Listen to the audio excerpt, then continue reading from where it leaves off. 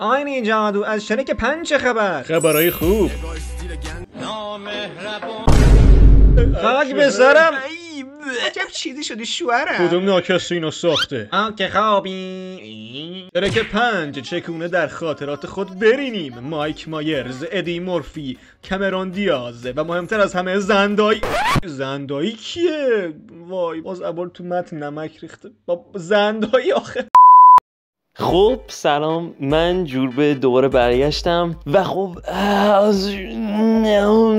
با یک هم دست پر که امیدوار بودم خالی باشه، ولی خب دیگه احتمالا خب در جریانید که یه تیزر تریلر برای شرک 5 اومده که خب در اصل همون میشه گفت تریلر نیست، چون یه اناونسمنت میمونه، مثل یه معرفی میمونه که آره داریم روش کار میکنیم و اینا. احتمالا یعنی امیدوارم این چیزی که ما دیدیم، این تیزر 20 خورده ثانیه ایمون قرار نیست که جزء بخشی از خود فیلم باشه که خب طبیعتا همینه، ولی حتی اگه این بخش نباشه احساس میکنم سر این آرت استایل قراره به یه مشکلایی بخوریم. چون ببینین بیاین رو راست باشیم، قبل از اینکه من وارد بحث اصلی اصلا کل ویدیو بشم، حقیقتا ببین من خوشحالم. خب بعد از چند سال، 15 سال آخرین فیلم شرک اومد که شرک 4 هم بد نبود، ولی خب اون چیزی که میخواستیم و باید نبود. بعد از 15 سال بالاخره داره یه فیلم جدید از شرک میاد. خب بعد از اونجایی هم که هایپ گربه چکمه شد و انقدر بالا بود و خوب بود و چقدر فیلم فوق و به شدت شاهکار و خفنی بود، اینکه ما آخرش یه تیزر گرفتیم که شرک هم قراره دوباره برگرده، یه هایپی بود که سرش اضافه کرد و من الان خوشحالم. فقط کاش که میتونستم بیشتر باشم، چون که من هنوزم وقتی این تریلر رو میبینم فقط از خودم میپرسم که چرا. خیلی مسیر ساده بود، خیلی مشخص بود. شرک همیشه جای این پارودیا بوده، همیشه یه مکانی پر از میم بوده. دلیلش همینه که 15 سال بعد از آخرین فیلم شرک هنوز میمای شرک و در و دیوار رو همه جا میبینیم و دلیلش هم دقیقا همینه که این تیزر لتری با رفرنس زدن به میما شروع شد، چون شرک همیشه در مورد همین بوده. یکش لتری ساخته شد برای اینکه یه رفرنس بزنه به این پرنسس دیزنیا و داستان پریاشون.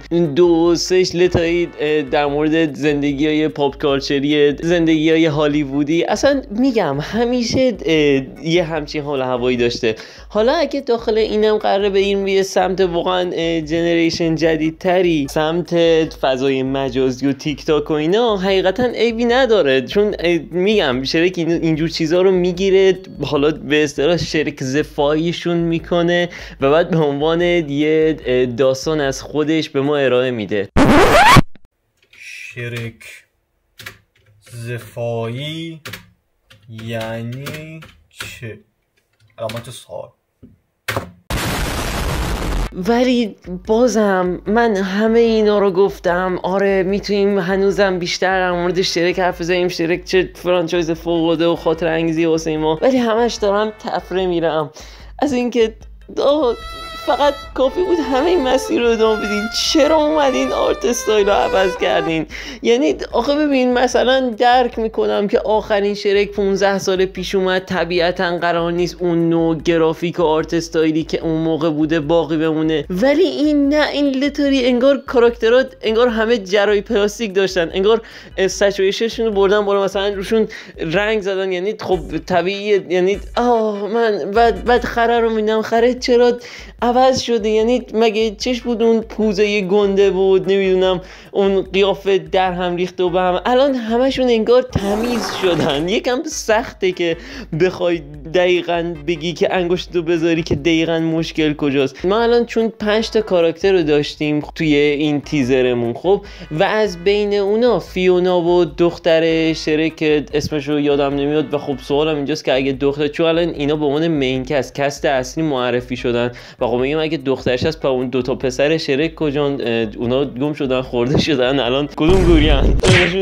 ولی خب جدای این موضوع همون دخترش و فیونا هم خوبن.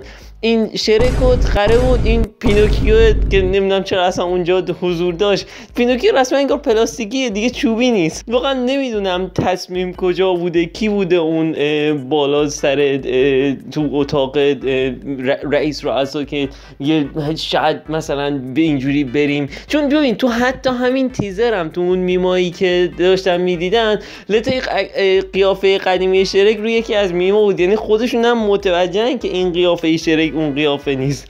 ولی حالا قراره به کجا بریم واقعا نمیدونم. و خب آره این یه چیزی که حقیقتا الان اینترنت رو گذاشته رو آتیش که همه دارن قیافه جدید شرک رو میدن و میگن واقعا نیاز بود، واقعا چرا و چه دلیلی داره. ولی خب حالا جدای همه این حرفا در مورد یه لیکی هم میخوام آخر سری حرف بزنم که یه لیکی به نظر از یه لیکر معروفی، حالا اسمشو یادم نمیاد و اینا، این لیک دیگه هیچ حسابی روش نیست، هیچ وقت هیچ حسابی روی لیکی نکشین، صرفا به عنوان اخبار فان در نظرش بگیرین. ولی میگه ممکنه شرک 5 خب به سمت قضایای مولتیورس و دنیاهای موازی و اینا بره که حقیقتا چیزی نیست که من بدم بیاد به شخص واسه فرش. همین لطای ما تو شرک 4 تایم ترافل رو داشتیم، سفر در زمان رو داشتیم دیگه، یا به اصطلاح همون دنیای موازی رو داشتیم دیگه. فقط امیدوارم داستان به سمت این درگیری خانوادگی و یه دختر نوجوان داریم از خانواده مثلا میخواد فاصله بگیره و اینا، اگه یه همچین آرکی دوباره داخل شرکم داشته باشیم واقعا چرا. آره تنها چیزی که باقی میمونه از اون فقط امید و نگاه به آینده است که ببینیم واقعا قراره چی بشه. ولی خب اگه یه انقلابی واقعا بشه که همون بلایی که سر سونیک ملت آورده اینجا هم اتفاق بیفته، من که راضی، گرچه فکر نکنم چون اینجا دیگه یکم زیادی لول پروداکشن ناجوره، که چون سونیک در نهایت یه لایو اکشن بود که اینا فقط قیافه سونیک رو عوض کردن. خب از اون قیافه وحشتناک و ترسناکی که اولش داشت دمش رو گرم که عوض کردن. یه مطمئن باشین اگه این قیافه رو عوض می‌کردن ما عمرن سونیک 3 رو همین چند ماه پیش گیرمون میومد سونیک 1 تموم میشد میرفت، هیچ وقت قرار نبود سونیک لایو اکشن دیگه ای ساخته بشه. ولی خب امیدوارم اینجا هم یه اتفاقای خوبی بیفته.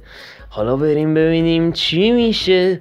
دست شما درد نکنه که پای این حرفای من نشستین.